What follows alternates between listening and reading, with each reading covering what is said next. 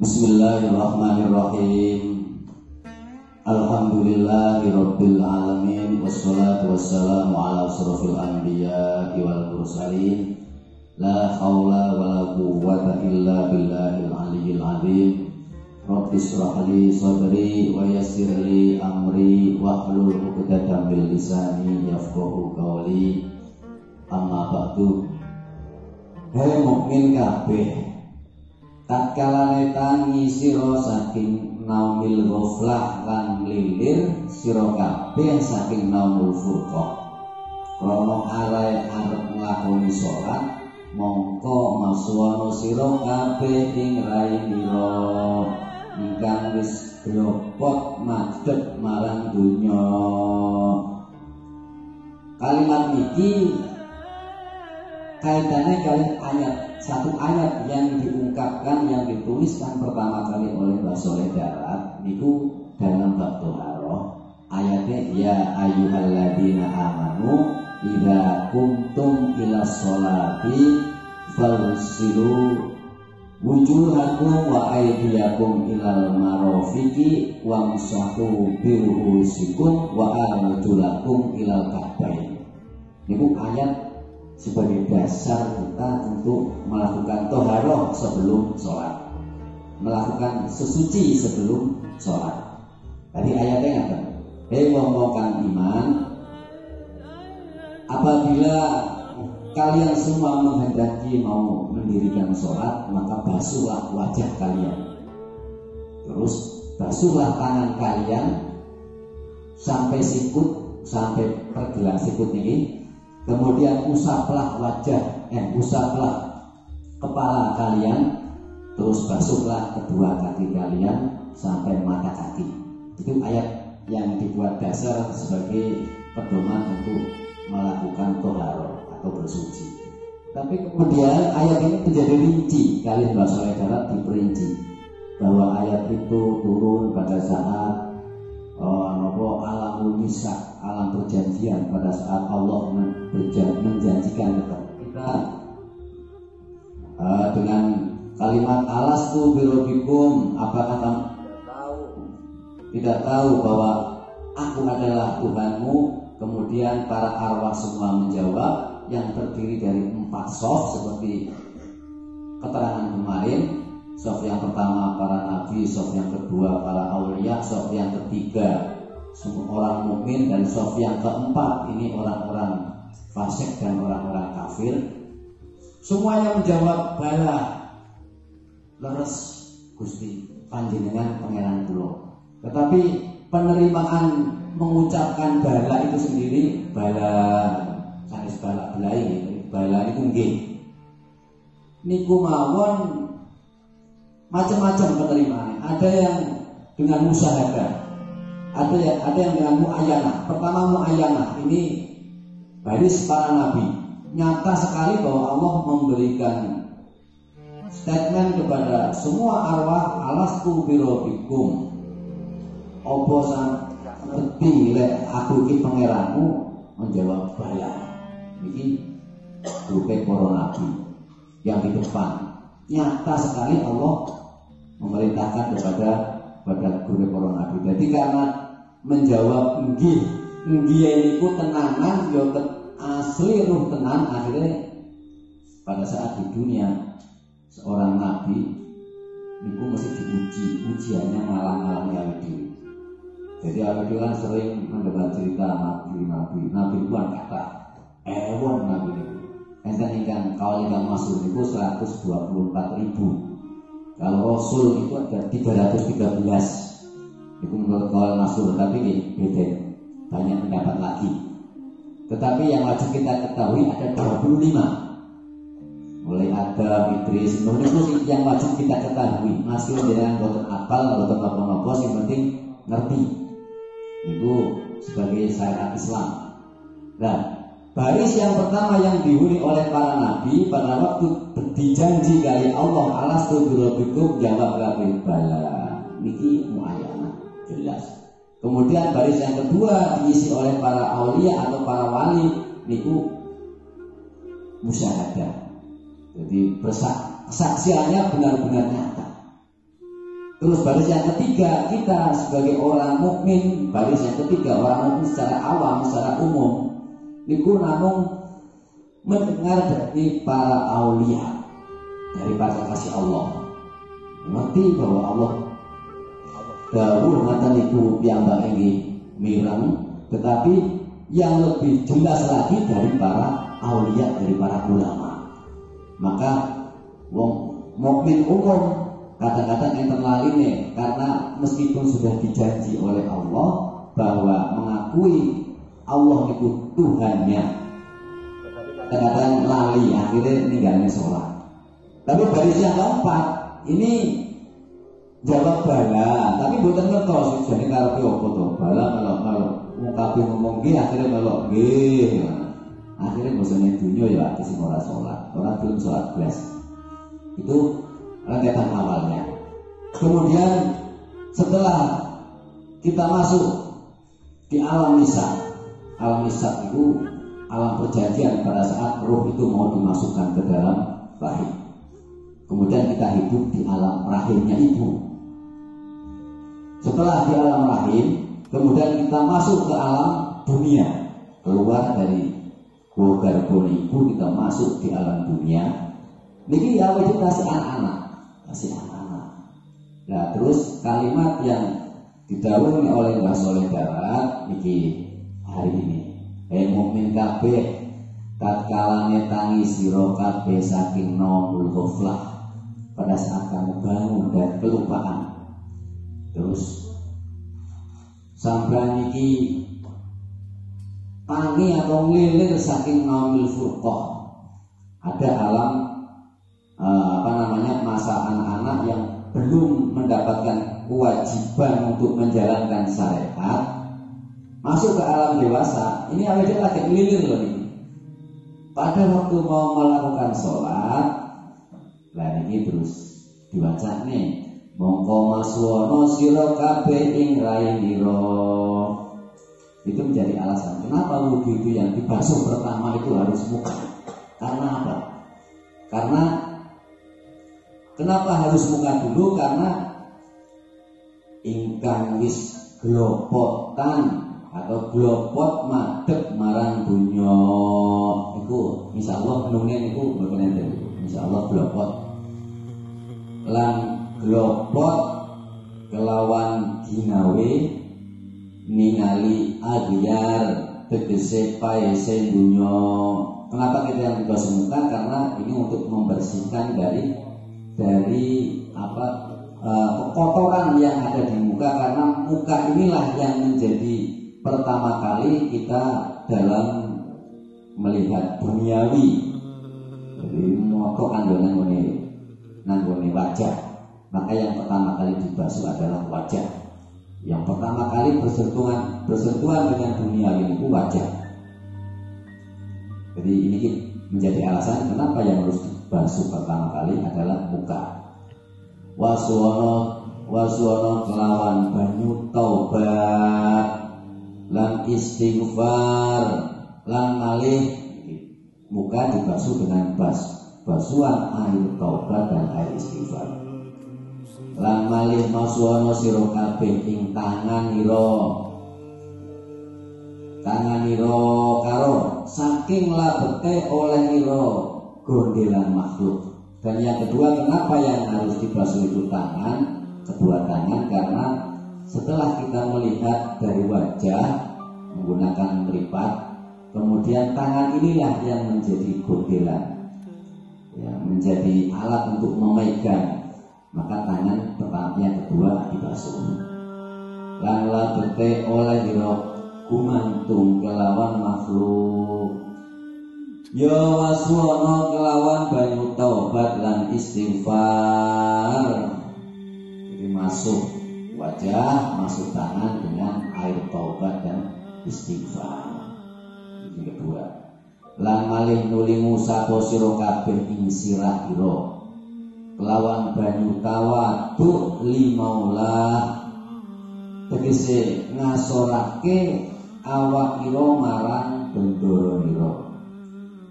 Ini kan sajane rukune wudu niku ana 3. Basuh muka, tangan, terus ngusap kepala, terus kaki 4. Rukunnya kan 4. Yang pertama kan niat itu kan bukan rukun fi'li gitu, niati niatnya. Terus ke terakhir ini kan urut-urut runtut atau tertib. Pertama basuh muka, terus basuh tangan, terus mengusap sebagian kepala, itu sebagai 4 tubuhnya rambut. Itu kelawan banyu tawadhu. Muka dan tangan kita basuh dengan air taubat dan air istighfar untuk menghilangkan dosa. Pada saat kita membasuh kepala itu dengan air tawadhu kepada Allah, sehingga kita tidak mempunyai kesombongan sama sekali di hadapan Allah. Lan nuli masuwana sira ing sukunira karo serta wenggunira saking labete watahira bangsa tin, tegese wateke enduk.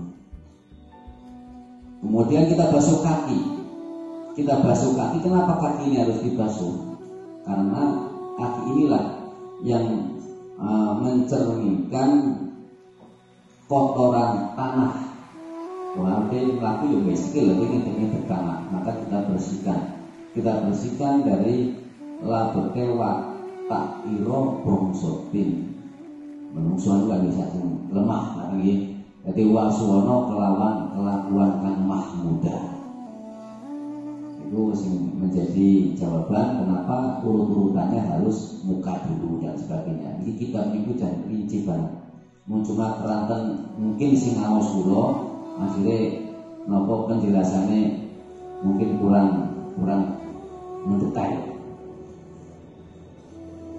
Bismillahirrahmanirrahim. Mongko lamun padha junub sira kabeh, mongko wajib arep adus sira kabeh. Utawi junub iku ibarat nalikane demen liyane Allah. Iku wau bab wudu, saniki bab junub. Kenapa orang kalau mempunyai hadas besar harus junub? Karena junub niku pada saat kita junub niku artinya hadas gede. Artinya bahwa ibadah. Kenapa kita harus mandi? Karena kita mencintai selain Allah, maka harus dimandikan. Keterangan nanti kali melapar. Utawa nalikone nyono setuhune swiji-wiji makhluk iku bisa madorot utawa aweh manfaat, mongko ati mengkono iku junub. Mongko wajib arep nedusi kelawan banyu tauhid lan banyu taubat lan banyu ikhlas.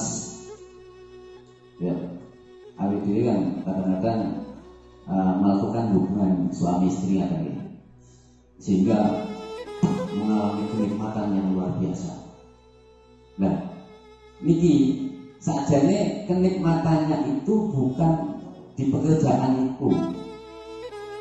Istri kita juga nggak bisa memberikan kenikmatan, pekerjaan ini juga nggak bisa memberikan kenikmatan. Bahwa kenikmatan itu datangnya dari Allah. Nah, pada saat pikiran kita ini tergoda dengan kenikmatan itu, koyo-koyo ngalami Gusti Allah, sing kuwi nikmati Gusti Allah, berarti kita sudah tauhidnya sudah berkurang. Maka orang yang hadas besar itu junub niku dengan air tauhid, dengan air taubat dan air ikhlas.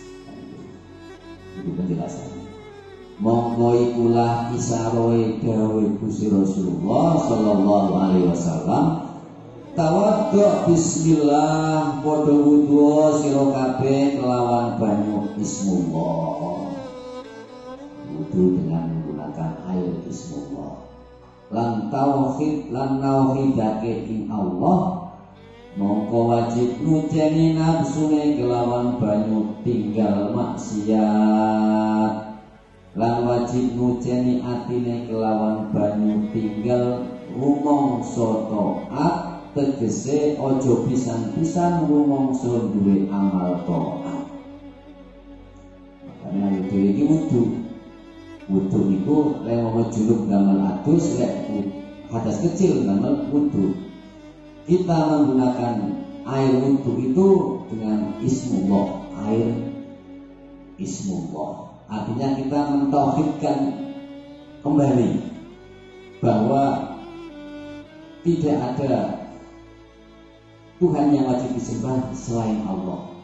Terus kita mensucikan nafsu kita dengan meninggalkan maksiat. Itu fungsi wudu niku. Artinya nopo? Ojo pisan-pisan rumangsa duwe ngamal taat. Jangan merasa kita membangga-banggakan ketaatan kita.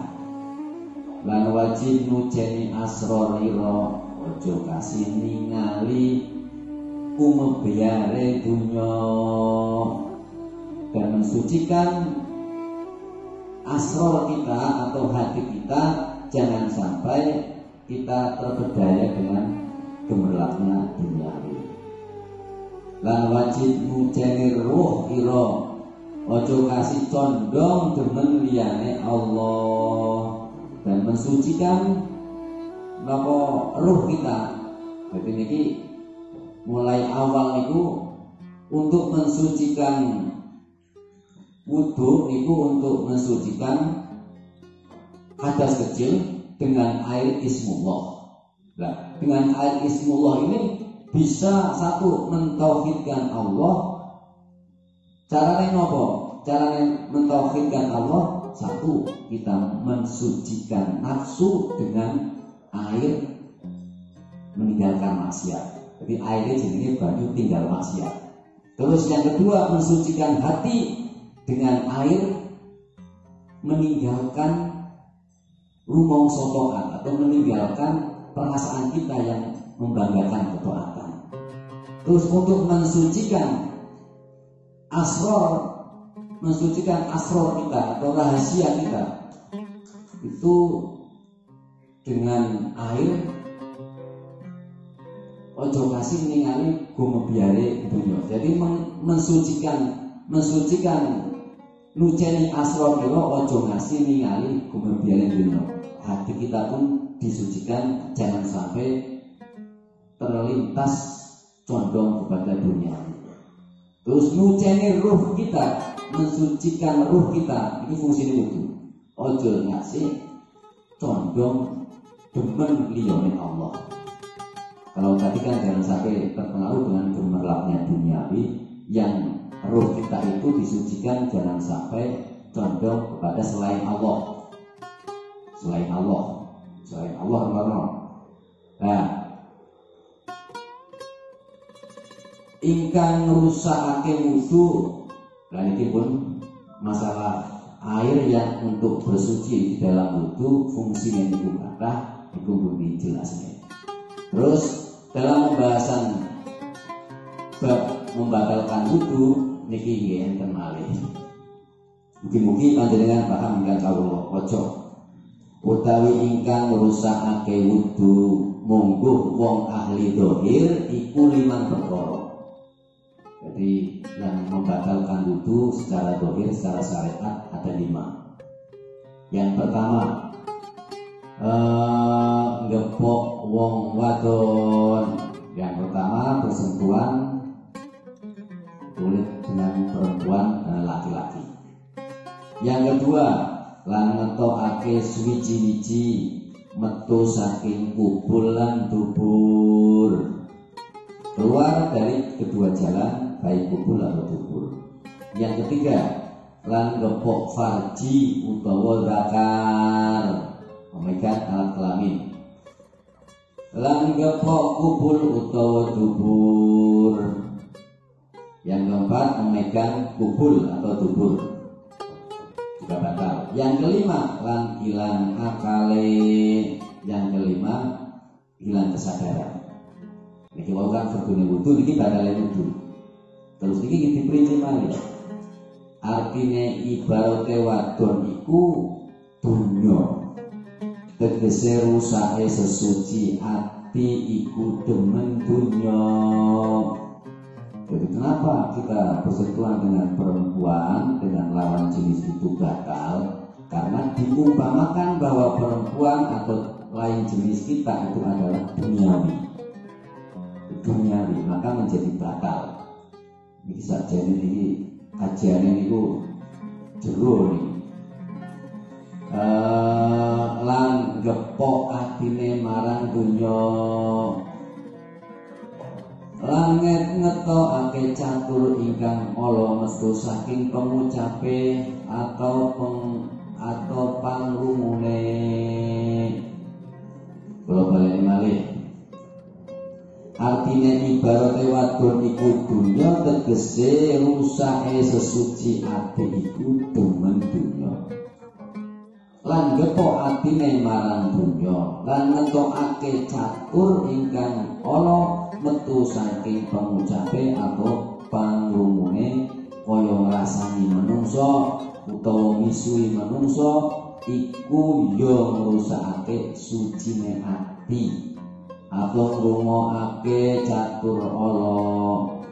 Utawi ibarate kepok zakar utawa ferji utawa kepok dubur utawa ilang akale. Sing pertama, kenapa kita menyentuh perempuan adalah batal di dalam itu, karena perempuan diumpamakan dengan duniawi.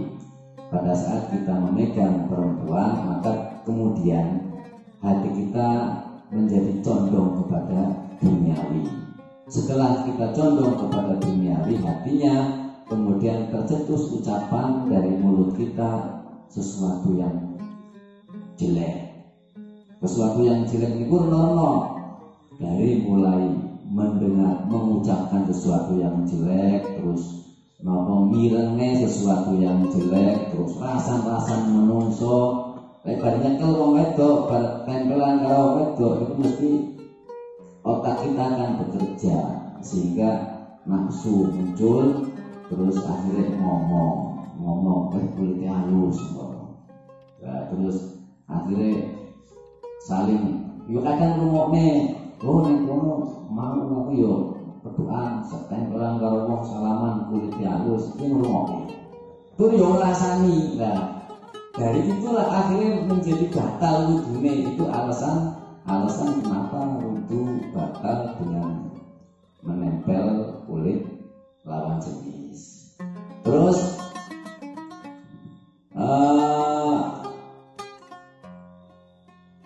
ngrusakake sucine ati utawa ngrungokake catur Allah. Iki sing pertama. Maka menjadi jelek atau menjadi tidak karuan pembicaraan kita dan hati kita gara-gara bersentuhan dengan perempuan, maka wudunya menjadi batal. Utawi ibarate gepok zakar utawa ferji utawa gepok dubur utawa ilang akale iku ibarate ghaflatul qalbi. Yang kedua, kenapa kita memegang farji, memegang zakar atau memegang dubur itu atau hilang akalnya itu juga batal? Karena apa? Karena itu semua menandakan bahwa kita itu hatinya lupa.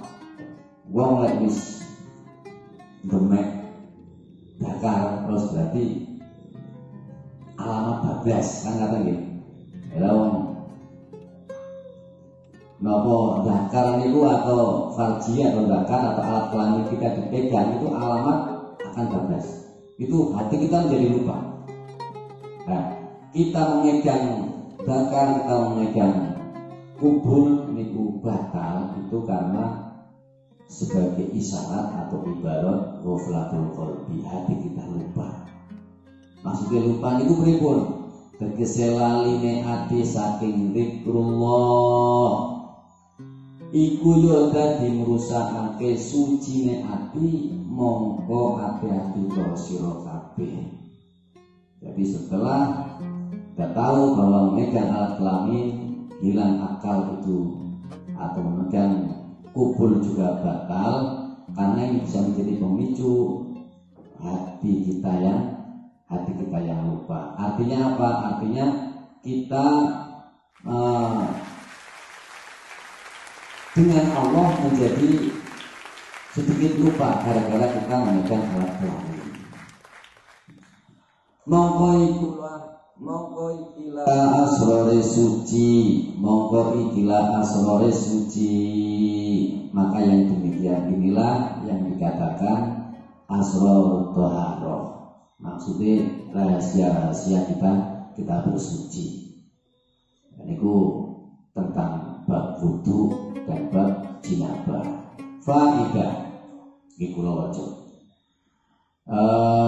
Ngendikane Syekh Nasaburi kasebut ing dalam kitab Al-Lataif, utawi warnane suci iku 8 perkara ingkang utawi warnane sesuci iku 8 perkara. Sesuci itu ada 8. Ingkang dingin sucine puadi, tegese hati. Yang pertama sucinya hati, suci saking ma siwallah, hati yang suci dari selain Allah. Yang pertama. Kapindo sucine sir kelawan musyahadah.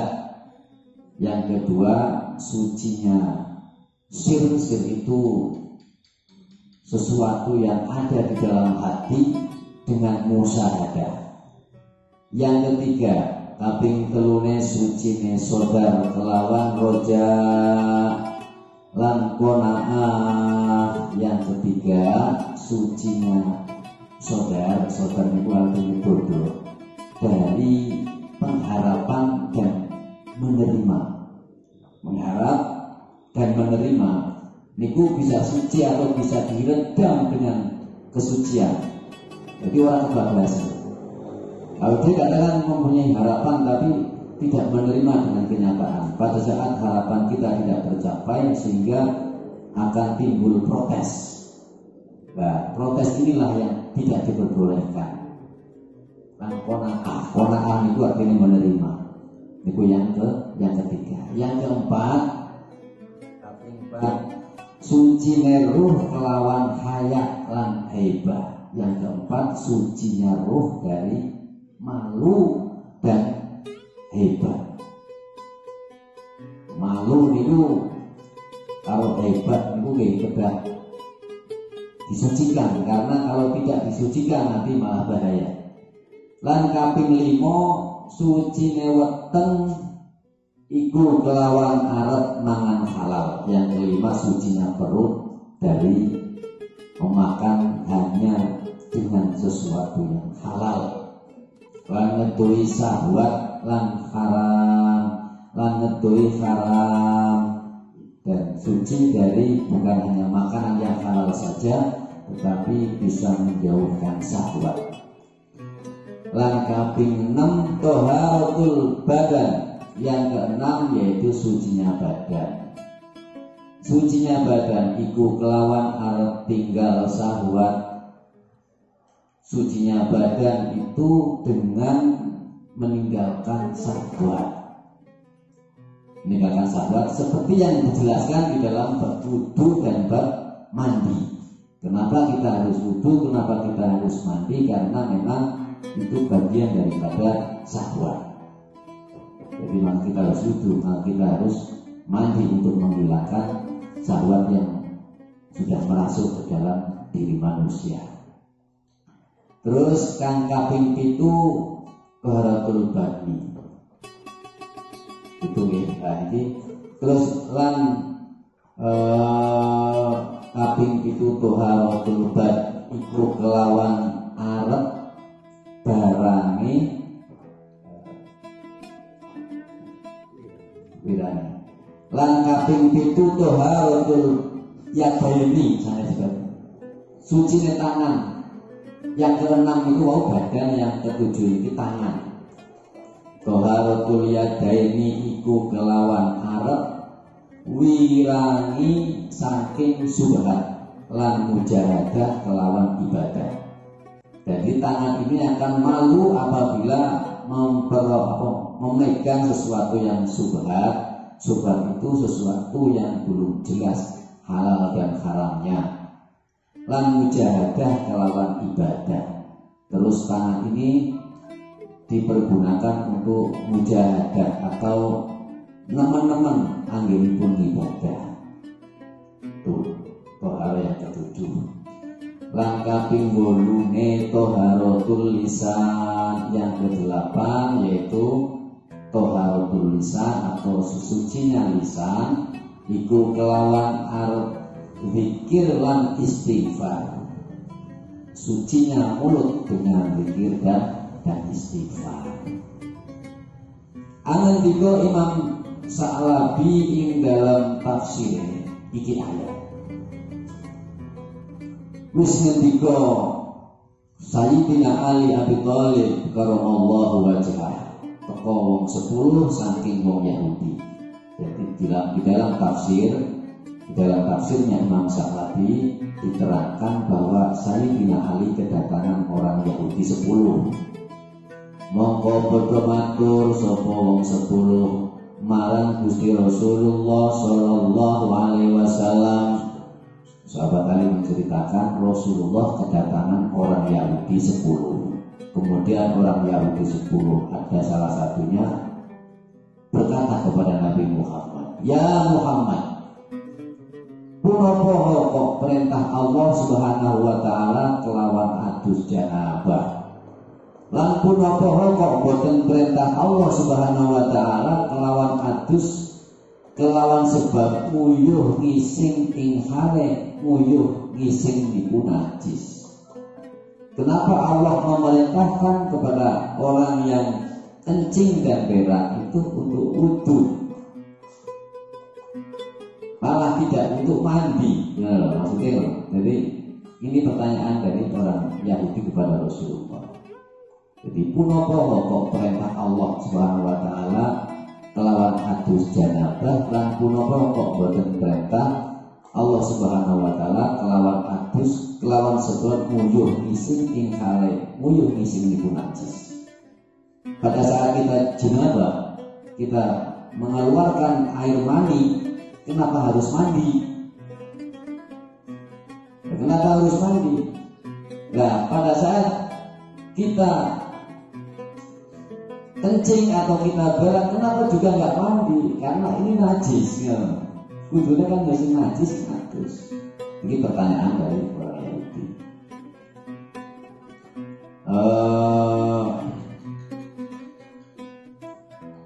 Punapa kok perintah Allah Subhanahu wa taala kelawan adus kelawan sebab nguyuh ngising ing hale bol ghaib iku najis, lan mani punika boten najis. Padahal kencing dan berak itu najis, sementara mani itu tidak najis.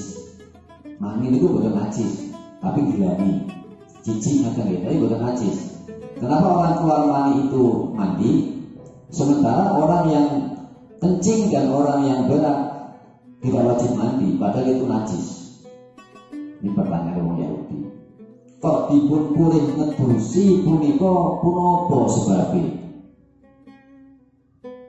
Mongko angendika Sayyidina Rasulullah sallallahu alaihi wasallam, setuhune Nabi Adam alaihi salatu wasalam nalikane wis mangan sajarah. Jadi Nabi Adam itu kan riyen diciptakan pertama kali teng swarga. Pertama kali diciptakan teng swarga niku kemudian semua nikmat dipenuhi. Nabi Adam itu tak hilang sehingga minta diciptakan Siti Hawa. Siti Hawa itu didamel saka tulang rusuk yang sebelah kiri ini. Nah itu kemudian terciptalah Siti Hawa. Maka di dunia ini serba mungkin. Ada orang lahir tanpa ibu bapak, ada yang namanya Nabi Adam. Orang lahir tanpa ibu juga ada, namanya Siti Hawa. Orang lahir tanpa bapak ada, namanya Nabi Isa. Itu sudah lengkap. Nah, pada saat Nabi Adam dan Siti Hawa itu teng swarga, kemudian Allah akan melarang untuk memakan buah itu. Itu wala taqrabu hadhihi syajarah, ojo cedek-cedek iki, pohon iki buah rudi. Itu pertama kali niku. Nah, niki cerita Nabi Adam nalika wis mangan sajarah mongko merasuk ana ing dalem otot lan rambut-rambute. Mongko nalika jima menungso ing wadon mongko temurung sajarah saking tancipelan poke saben-saben rambut mongko sareng mengkono mongko dadi mertuake sapa Allah Subhanahu wa taala ing adus ing atase ingsun lan ing atase umat-umat ingsun kabeh. Jadi ceritanya ngaten. Sajarah itu nikmatnya luar biasa. Buah huldi itu nikmatnya luar biasa. Jadi pada saat Nabi Adam makan buah huldi itu rasanya koyo-koyo saawake krasa kabeh. Tenang ngaten. Ya. Karena iki wong melakukan hubungan badan itu juga merasakan seperti itu. Maka kesalahan menerjang perintah Allah yaitu makan buah huldi itu diumpamakan kali awet dhewe merasakan kenikmatan yang luar biasa pada saat keluarnya mani. Nah niki makanya sing dadekne wajib mati.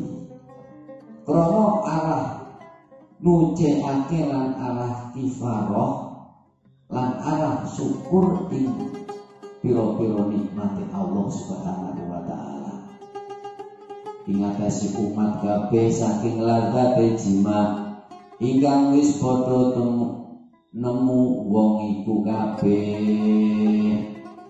Mongko aweh weruh iki hadis setuhune sajarah iku lagat-lagate panganan swarga ora ana panganan sak swarga ngumpuli lagate sajarah.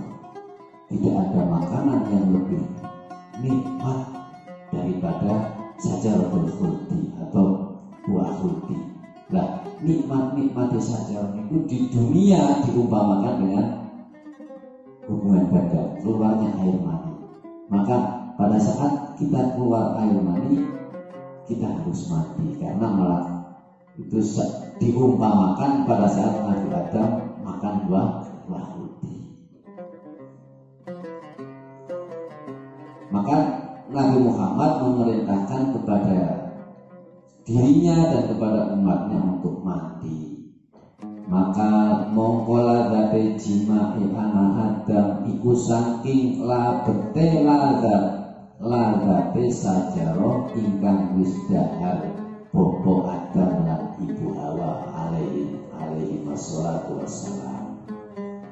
Itu lagate jima, nikmatnya hubungan intim itu sebagaimana lagatnya makan sajarah yang dimakan oleh Nabi Adam dan Ibu Hawa. Ketingatan itu nikmatnya luar biasa. Maka kita diperintahkan untuk mandi karena itu. Terus langkah sebut dalam kitab Badai Sonai di Ahkam Syar'i. Mulane apa kok den wajibake ngedusi lan asli ing sekabehane badan kelawan sebab metu mani lan ora den wajibake adus kelawan sebab metu baul ghaib atau metune uyuh lan ngising tegese uyuh lan tai niki. Balik namung wajib masui gauta ingkang mahsus bloko. Ya itulah karena kenapa kita pada saat keluar mani diperintahkan untuk mandi, dan pada saat kita mengeluarkan air kencing dan berak tidak wajib mandi tapi hanya membasuh anggota yang mahsus atau anggota wudu dan membersihkan keluarnya kencing dan keluarnya tai kan akan iki keterangannya. Lamuli lan yo iku masuk kubul dubur saking labete najis. Jadi kenapa pada saat kita berak dan kencing hanya membasuh anggota-anggota wudu, dan harus yang tidak boleh ditinggalkan membersihkan najis dari tempat keluarnya. Tapi tidak wajib untuk mandi. Karena apa? Karena mandi itu hanya pada saat kita keluar air mani. Nguyuh kalau berak itu bukan wajib mandi, tapi dibersihkan tempat keluarnya kemudian kita wudu.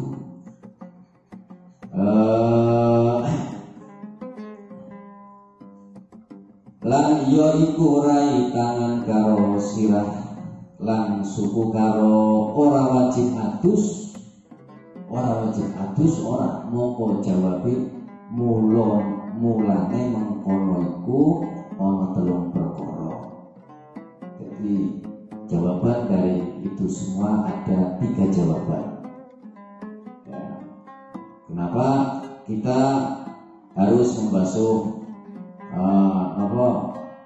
tidak wajib mandi, tapi hanya membasuh anggota wudu pada saat kita wudu, tidak sampai mandi, padahal kita sudah keluar air kencing dan berak, tapi bukan wajib mandi. Itu jawabannya ada 3 wajah.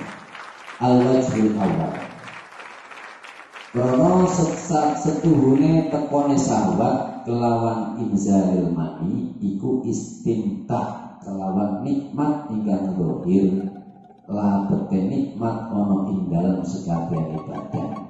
Tegese oleh ngalap senang iku kelawan prabot kayata prabot gawe zahir.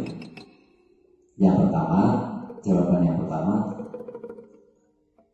karena pada saat kita itu keluar mani itu istimtah kelawan nikmat ingkang zahir. Kita mengalami kenikmatan, nikmat yang zahir. Semua tubuh merasakan kenikmatan.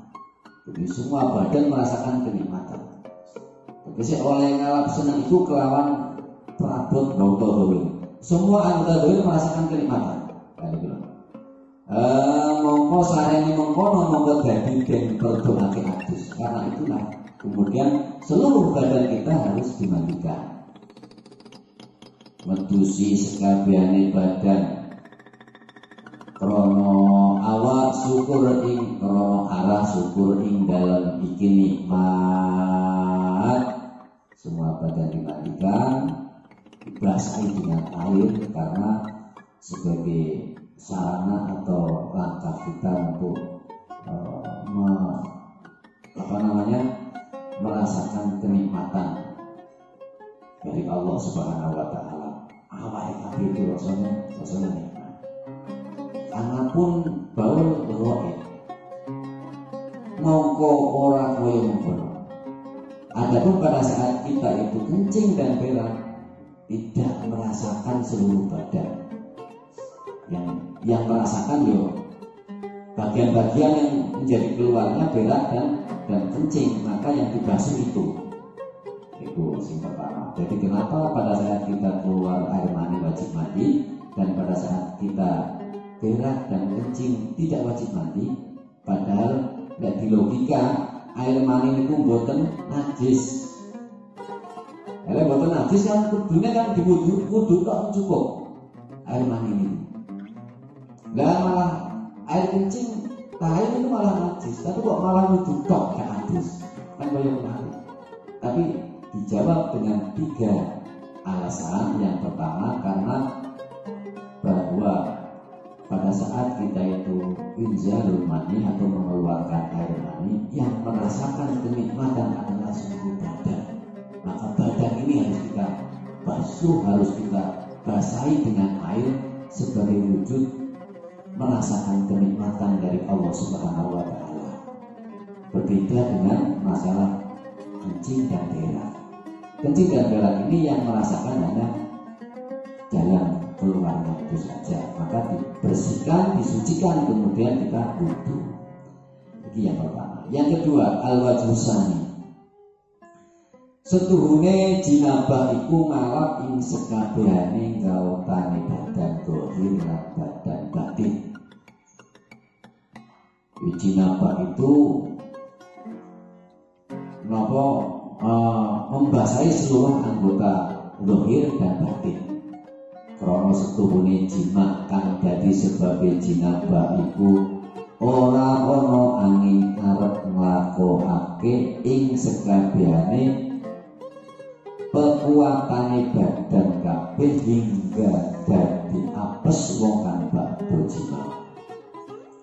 Jadi yang kedua, bahwa jinabah itu bukan hanya membersihkan badannya saja, tapi zahir juga badan batin. Kenapa? Sejatosipun membersihkan badan luar dan badan yang ada di dalam, badan zahir dan badan batin. Karena apa? Karena sesungguhnya bahwa jima yang menjadi sebab kita mandi, jima yang menjadi sebab kita mandi itu ora angin arep nglakokake ing sekabehane kekuatane badan kabeh hingga dadi apes wong kang bakdo jima. Artinya apa? Bukan hanya badan saja yang merasakan, tapi badan batin ini merasakan. Buktinya apa? Wong lek jima itu mesti lemes itu kan ono ning jero. Nah, lemes iki niku bisa bermain dengan mandi. Jadi di samping kita membasuh anggota badan zahir, juga membasuh anggota badan batin. Lan dadi apes wong kang ngakeh-ngakehake jima. Mulane den wajibake ngedusi sekabehane badan supaya dadi bisa nguripake kekuatane badan. Balikake kekuatane badan. Di samping itu, karena dengan mandi wong sing lemes atau badan yang merasakan kenikmatan badan zahir dan badan batin yang menjadi lemes niku didusi malih akhirnya menjadi seger malih lan menjadi fresh kembali. Niku supaya cara basa Jawa niki supaya dadi bisa nguripake kekuatane badan nalika kekuatane badan terus balikake kekuatane badan. Jadi bisa menghidupkan kekuatan badan dan bisa membalikkan atau mengembalikan stamina badan. Itu kenapa kita harus mandi. Karena banyu iku dadi sebabe uripe saben-saben suwiji. Karena air bisa menjadi sebab kehidupan segala sesuatu. Jadi wong iki lek boten tak tujuh mawon. Wong niku lek berjima kenapa harus mandi? Karena satu, membersihkan badan zahir dan badan batin. Badan zahir niku artinya sesuatu yang terlihat oleh mata, sesuatu yang bisa dilihat oleh alat niku baik semuanya dibasuh agar mempunyai kekuatan kembali karena harus merasakan kenikmatan. Tetapi anggota badan batin itu kita setelah merasakan kenikmatan menjadi lemes, maka untuk memfreshkan kembali kita harus mandi. Alasannya kenapa harus mandi? Karena mandi dengan menggunakan air itulah segala sesuatu yang menjadi sebab hidupnya segala sesuatu itu dengan air. Tanaman bisa hidup dengan air, semuanya bisa air. Bahkan wong niku lemes niku tapi lek domeni kopi kan dibanyu bisa seger malih. Pun niki mawon insyaallah njing dipun terusaken malih dengan bahasa yang terbata-bata. Kula niki dereng napa dereng saged netupne bacaan Arab Backbone sing ngaten iki kanthi sae. Mugi-mugi hidayah mauna taufik saking Allah Subhanahu wa taala turun dumateng kita sedaya yang sami-sami belajar kitab Al-Fuqaha wa Asrarus Shalah. Sing jelas meskipun berapa persen itu enten kan nyatol. Mugi-mugi keterangan kula ingkang ngaten iki saged dipun pahami meskipun boten sedanten. Dan mugi-mugi Barokai awet dhewe maos kita Prabu Sukoharjo saged mangertosi, saged mengerti filosofi tentang bersuci. Dugi saged tambah anggenipun kita ibadah dumateng Allah Subhanahu wa taala. Saking kawula jika semanten monggo sareng-sareng makhluk yang upat kecemplung santen lepat nuwun ngapunten. Assalamualaikum warahmatullahi wabarakatuh.